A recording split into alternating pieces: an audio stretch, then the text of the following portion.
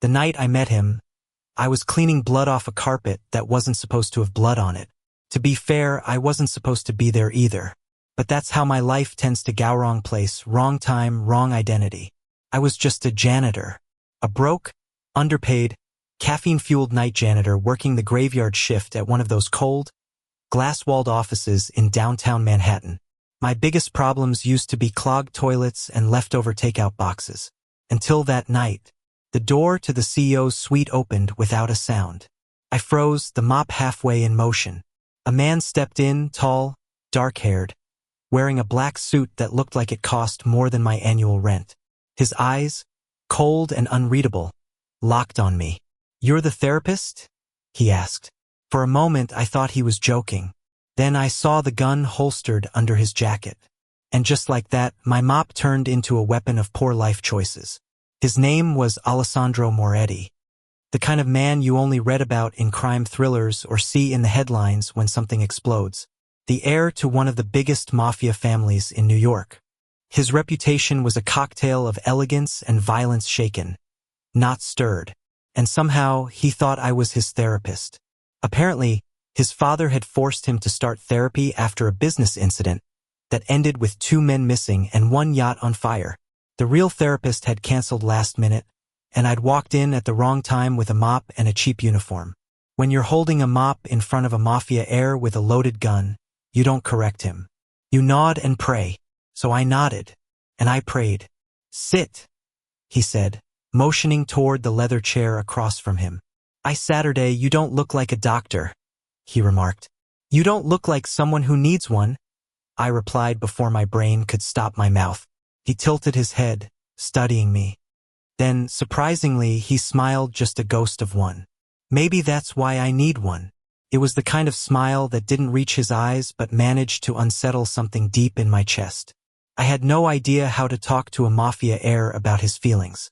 My version of therapy involved Netflix and instant noodles. But I tried. So, how do you feel about your job?" He looked at me like I just asked a lion if he enjoyed hunting. "It's not a job. It's survival." His voice was low, steady, but there was something fractured underneath. A loneliness I didn't expect. That was the first night. The second night, I came back not by choice, but because his assistant had called and said, "Mr. Moretti expects you at 11 p.m. When a mafia family expects you, you don't decline." So I showed up again in my janitor uniform and played the part of Dr. Levi Gray, trauma specialist, while trying not to hyperventilate. Alessandro was waiting for me, sitting behind his desk, a glass of whiskey untouched in front of him. "You came back," he said. "You invited me," I replied. "People usually don't come back when I invite them." That made my stomach twist. He leaned forward slightly, his dark eyes softening. "You're not like the others, doctor." If only he knew how right he was about that and how wrong. Over the next few weeks, our sessions continued. Every night at 11, I'd show up with my mop bucket parked outside, pretending I was someone who could heal him. And somehow, in the strangest way, I started to believe I was helping. He told me things he'd never told anyone about his father's control, about the fear of becoming what he hated, about the nights when silence felt heavier than a gun. And I told him things too. Not the truth, but pieces of it. About loneliness. About how it feels to be invisible. Sometimes we just sat in silence, the city lights flickering across the glass, the hum of traffic far below. There was something peaceful in that, 2 lost souls pretending to be fine. Until the night someone tried to kill him. It happened fast. A single gunshot shattered the window beside him, glass spraying like rain. Alessandro moved faster than I could blink, tackling me to the ground, shielding me with his body. For a heartbeat, all I could hear was the sound of his breathing against my ear, harsh and real. Then came the shouting, the footsteps, the chaos. His men burst in, guns drawn, and the world became a blur of noise and light. But all I could think about was the way his hand trembled when he pulled me up. "Are you hurt?" he asked, voice shaking for the first time. "I should ask you that," I said, staring at the blood dripping from a small cut on his temple. He didn't answer. He just looked at me, really looked at me, as if seeing me for the first time. "You shouldn't be here," he whispered. "I know." "Then why are you?" I didn't have an answer. Maybe because he'd saved me. Maybe because I'd seen something human behind all that danger. Or maybe because I was already too far gone. After that night, everything changed. He insisted on having me driven to and from the building in a black car with tinted windows. His men started calling me the doctor, and I stopped correcting them. But the truth was catching up to me, and fast. Because the real therapist, Dr. Samuel Grant, had finally called back. And Alessandro's assistant had scheduled an appointment. For the same night. When I showed up that evening, Alessandro was already waiting in the office. But his expression was different. Colder. Distant. He didn't offer a drink. Didn't say a word. Then the door opened again and the real Dr. Grant walked in. For a moment no one breathed. I stood frozen, my mind blank. Dr. Grant blinked in confusion. Alessandro just stared between us, realization dawning in his eyes like a storm breaking.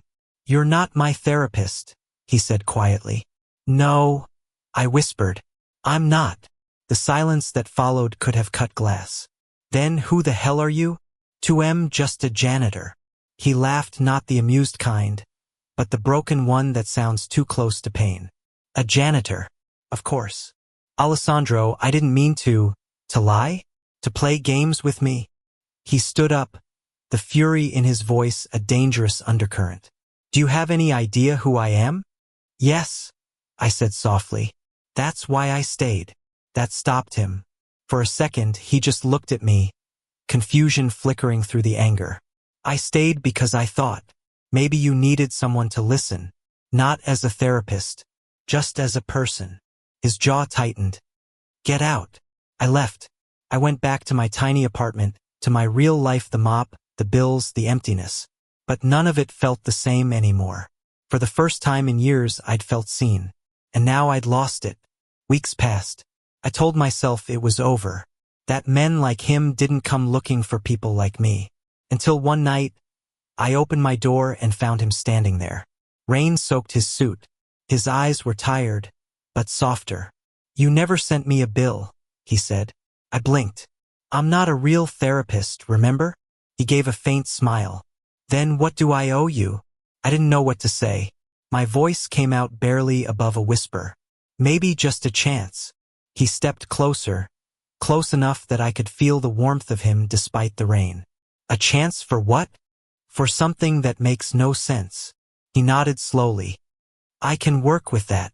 And for the first time, Alessandro Moretti, the man who ruled the underworld, looked at me not like his therapist, not like a liar, but like someone who could matter.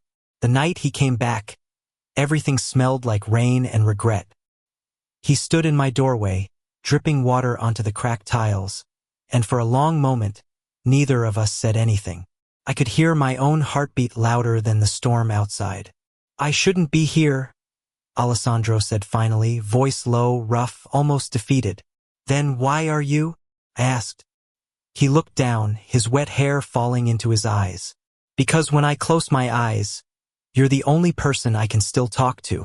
Something inside me broke at that. I didn't move, didn't breathe. I just stepped aside and let him in. He walked in slowly, as if unsure whether he was welcome, and for the first time, he looked out of place, not like the untouchable heir of a crime empire, but like a man who didn't know where to go anymore. My apartment wasn't much: one room, one bed, a tiny kitchenette, and a window that leaked when it rained. He looked around like he was seeing another planet. "This is where you live?" he asked quietly. "Yeah. Don't worry, it's not contagious." That earned a ghost of a smile, but it vanished quickly. He took off his jacket, revealing a white shirt clinging to his skin. There was a small bruise on his neck, and I realized with a sudden chill that it wasn't from the rain. "What happened?" I asked. He hesitated. Then, almost as if the words hurt him, he said, "My father found out I stopped seeing the real therapist. He thinks I'm distracted by me." His eyes met mine, sharp, dark, unreadable. He's not wrong. We sat in silence for a while. The city hummed outside. The rain softened to a drizzle. He looked exhausted, the kind of exhaustion that no sleep could fix. "You could have told me the truth," he said suddenly. "I tried," I replied. "You just didn't want to hear it." He exhaled slowly. "I didn't want to believe it. You didn't fit into the world I knew. You weren't afraid of me. You didn't want anything from me. That should have been my first clue you weren't real." I wanted to say I was sorry, but sorry felt too small, too useless. Instead, I said, "Do you really think what we had was fake?" His eyes softened again, just slightly. "No, that's the problem." He stayed that night. Not because of romance, not yet, just because he didn't want to go home. I gave him my bed and slept on the floor, but sometime around 3 a.m., I woke up to find him sitting by the window, staring out at the city lights. "You can't go back to your father like this," I murmured. He didn't look at me. "You think I have a choice?" "You always have a choice." He turned then, his gaze piercing through the dim light. "Not when you're born into a cage. Some are made of steel.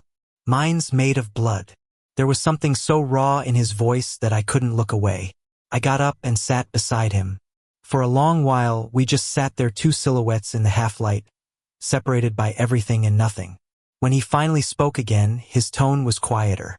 "When you first lied to me, I wanted to hate you, but I couldn't, because when you listened, it was the first time I felt like I existed outside of my father's shadow." I swallowed hard. "You do exist outside of it. You just haven't let yourself believe it yet." He smiled faintly, a sad kind of smile. "You talk like a therapist again. Old habits die hard." The next morning, he was gone. No note, no message, just silence. Part of me thought it was for the best. Maybe he'd go back to his world, and I could go back to mine. But deep down, I knew it wasn't over. And I was right. 3 days later, I came home to find my apartment door broken open. The place was trash drawers pulled out, furniture overturned, papers everywhere. And taped to my fridge was a single photo. It was of me and Alessandro, sitting together on the rooftop of his office building, laughing at something stupid I'd said. On the back, written in red marker, were 3 words: "He belongs to us." My blood ran cold. I didn't have to guess who sent it. The Moretti family was famous for its messages.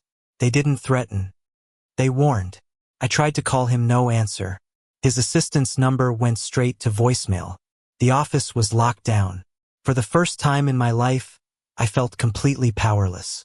Then, at 2 a.m., someone banged on my door. I grabbed the closest thing I had to a weapon, a broom, and opened it. It was Alessandro, but not the same Alessandro I'd seen before. His suit was torn, his knuckles bloody, a cut on his lips still fresh. He looked wild, terrified, desperate. "Pack your things," he said hoarsely. "What now, Levi?" The urgency in his voice left no room for questions. I shoved a few things into a backpack, heart pounding, as he checked the hallway like a man being hunted. "They know about you," he said. "My father found out you weren't who you said you were. He thinks you're a spy from one of the rival families." Jesus Christ. I tried to stop them. I told them you didn't know anything, but he didn't listen. He said, "If you're not useful to the family, you're a risk." I froze. "So what now?" He looked at me, and for the first time I saw real fear in his eyes. "Now we run." The next hours were a blur, the screech of tires, the glow of headlights, the endless rain that seemed to follow us out of the city. We drove north, through small towns and dark highways, until we reached an old cabin in the woods that looked like it hadn't been touched in years. He killed the engine and leaned back, breathing hard. "This place belonged to my mother," he said quietly. "No one knows about it." Inside, the cabin was dusty but intact. There was a fireplace, a single bed, and the kind of silence that made your thoughts too loud. I dropped my bag and turned to him. "You didn't have to do this." "Yes, I did." His voice was rough. "You don't get it. I couldn't just watch them hurt you." I stepped closer. "Why? Why risk everything?" He hesitated. "Because somewhere between all the lies and the silence, you became the only real thing I had." My throat tightened. "That's not fair." "I'm not asking for fair. He looked at me, then really looked, and I felt the weight of every unspoken word between us. I should have stepped back. I didn't. The first kiss wasn't soft. It was desperate, the kind of kiss that comes from fear and anger and relief colliding all at once. He tasted like rain and salt and everything I shouldn't want. When he pulled away, his forehead rested against mine. "Tell me to stop," he whispered. "I can't," I said. And that was it. The dam broke. For the first time, there were no lies between us. No roles, no masks. Just two men caught in a storm bigger than either of them. Days passed. The world outside the cabin felt distant, almost unreal. We cooked cheap food on an old stove, shared stories we'd never told anyone, and tried to pretend the world wasn't hunting us. He laughed more now, small, quiet laughs that made the room feel lighter. Sometimes he'd watch me when he thought I wasn't looking, like he was trying to memorize me. But peace never lasts. One evening, as the sun dipped below the trees, his phone buzzed. Just once. A single message. He read it, went pale, and put the phone down. "What is it?" I asked. He didn't answer. He just stared out the window, jaw clenched. Then he said, "They found us."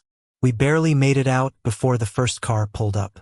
The forest echoed with the sound of engines and shouts. I could hear the crunch of boots on gravel, the metallic click of guns being loaded. He grabbed my hand and pulled me toward the back door. "Go! What about you?" "I'll hold them off." "No!" I shouted, yanking him back. "We go together or not at all." For a second, we just stared at each other, and then he nodded. We ran. Through the trees, through the mud, through the kind of darkness that makes every breath feel like borrowed time. Gunshots cracked behind us. One whizzed past my ear, close enough to hear the air split.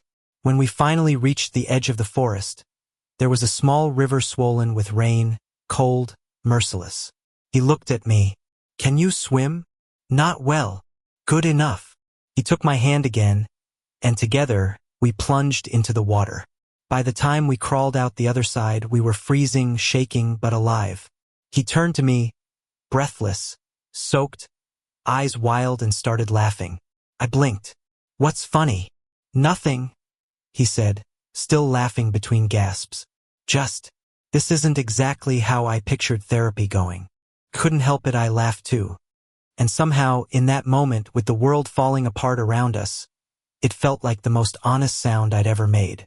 We found shelter in an abandoned barn that night. The rain kept falling, the wind howled, and the world seemed determined to erase us. He sat beside me, silent for a long time. Then he said, "Levi, if I don't make it out of this, don't." I interrupted. "Don't you dare." He smiled faintly. "I'm serious. If something happens to me, I need you to promise me one thing." "What?" "Live." My chest tightened. "You think I can do that without you?" He reached out, fingers brushing mine. "You'll have to." The silence that followed said everything neither of us could. Morning came slow, painted in silver light and cold air. We hadn't slept. The barn was quiet except for the sound of our breathing and the distant rumble of engines still searching for us. He was leaning against the wooden wall, eyes half closed, one hand resting over a bruise that was starting to darken on his ribs. I cleaned it with the edge of my shirt and a bottle of water we found, but it wasn't enough. "You need a hospital," I said softly. He smiled, tired, stubborn. "Hospitals ask questions. Then we'll find a doctor who doesn't." "You mean another janitor?" he teased weakly. I glared at him, but it didn't last long.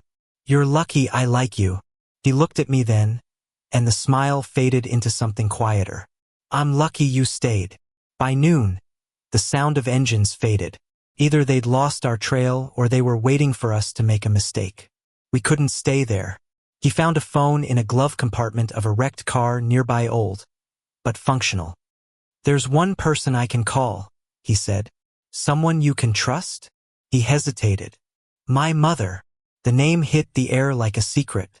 He'd never mentioned her much, just fragments, a woman who'd left the family years ago, rumored to have vanished to escape the blood and power of the Moretti Empire.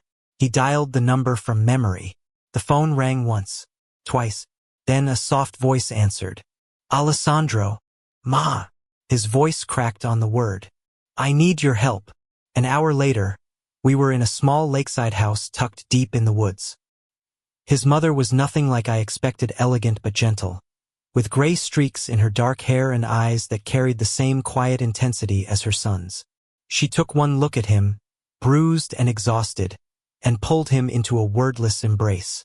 For a moment, he was no longer the Mafia Heir, just a son who hadn't been held in years. When she turned to me, I expected anger, suspicion.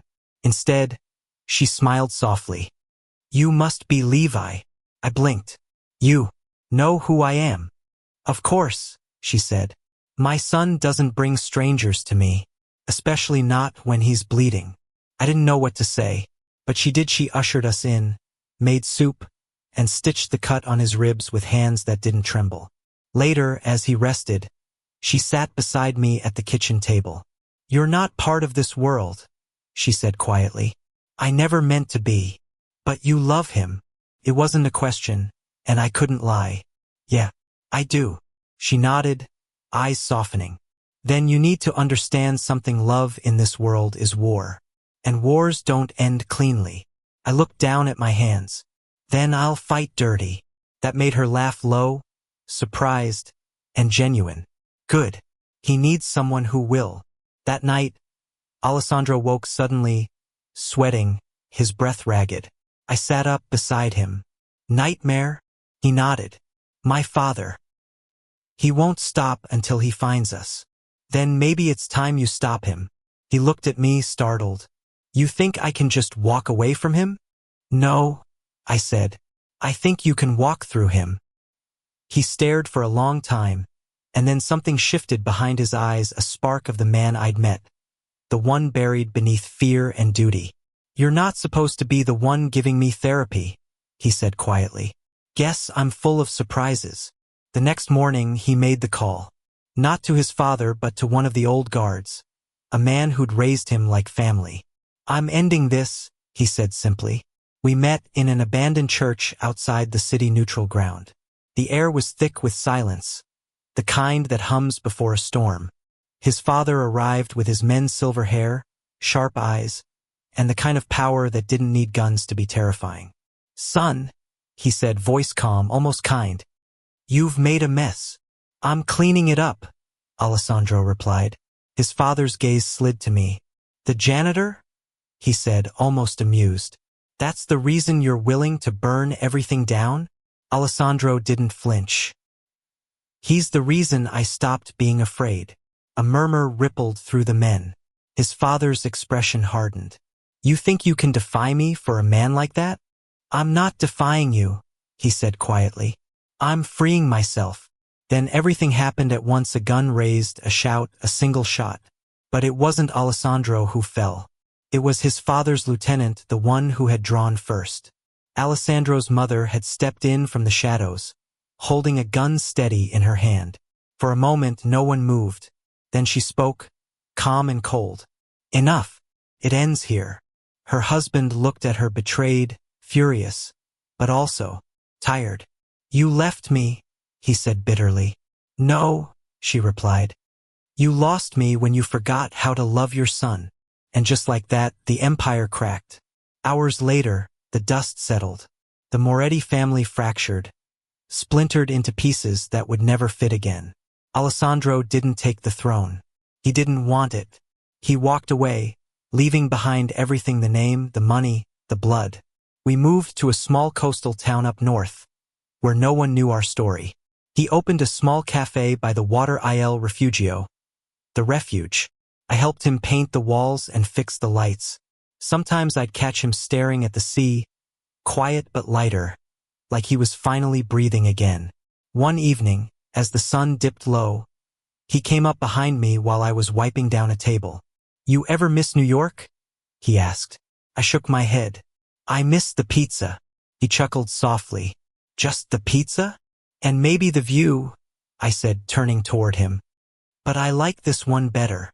He smiled, then the kind of smile that didn't hide behind anything. You know, he said, I never did pay you for all those therapy sessions. I grinned. That's okay. You paid in trauma. He laughed a real, beautiful laugh, and before I could say anything else, he kissed me. Slow this time, certain. The ocean crashed softly behind us, and for once, there were no lies, no guns, no running. Just him, just me, just peace. Months passed. Seasons changed. Sometimes customers would ask how we met. He'd smile and say, "He fixed more than just floors." I'd roll my eyes, but he wasn't wrong. Because in the end, that's what it was, two broken people cleaning up the mess the world left behind, and somehow finding love in the ruins. And if that's not therapy, I don't know what is. Thank you for listening. If you find it interesting, please like and subscribe to follow the next stories.